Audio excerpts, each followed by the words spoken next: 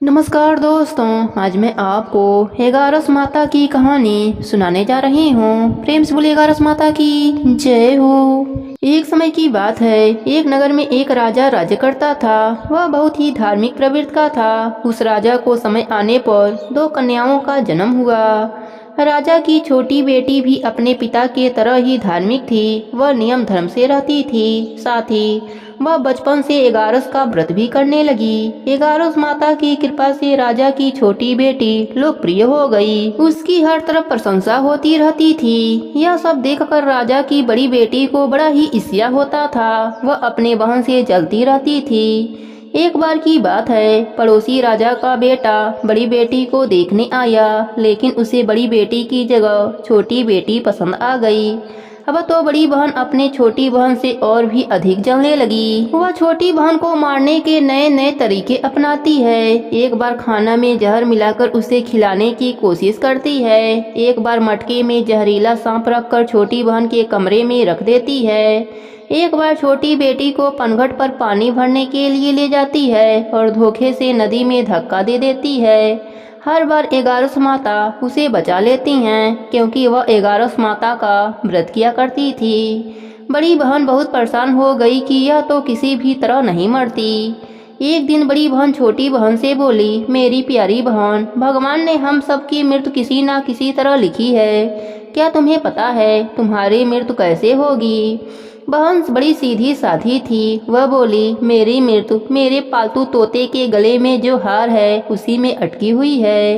यदि कोई मेरे तोते को मारकर वह हार पहन ले तो मैं मूर्छित हो जाऊंगी, और फिर उस हार को उतारकर कोई रख दे तो मैं जीवित हो जाऊंगी। उस रात छोटी बहन अपने पिता के पास गई और बोली, पिताजी, मुझे शक है, यदि मैं मर जाऊं तो आप मुझे जलाना मत। आप मुझे हमारे पुराने महल के कुएं के पास झोपड़ी बनवाकर खाट पर सुला देना।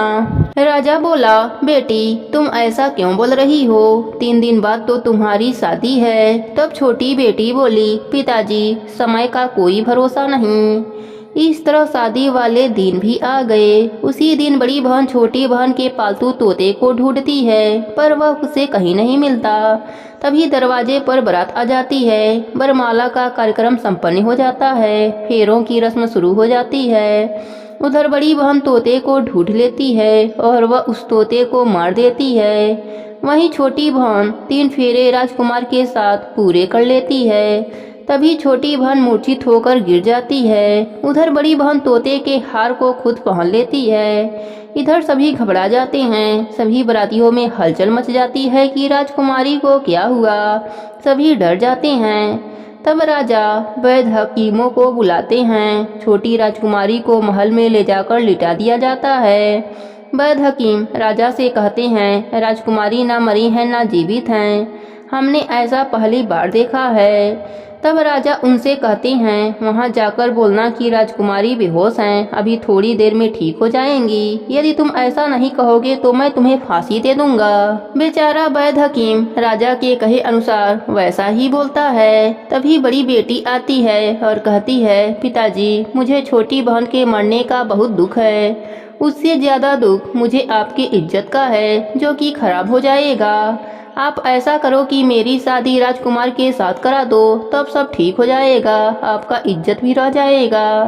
तब राजा को यह बात ठीक लगी और राजा ने छोटी बेटी के कपड़े पहनाकर फेरों में बैठा दिया।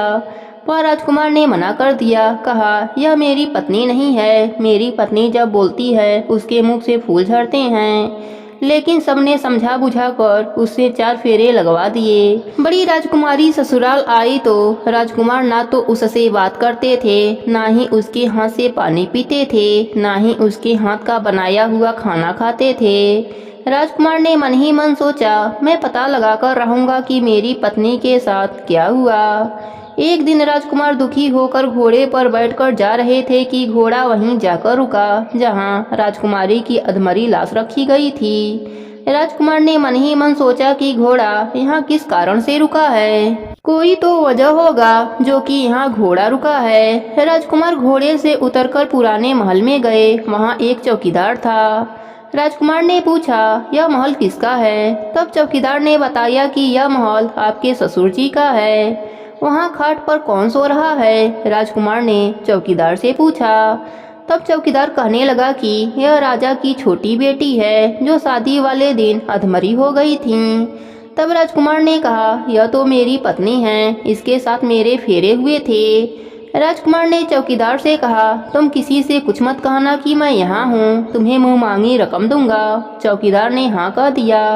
राजकुमार खाट के पास गए और बचे हुए फेरे खाट के साथ ले लिए। राजकुमार उस दिन वहीं पर रहा। छोटी रानी रात को खड़ी हो गईं।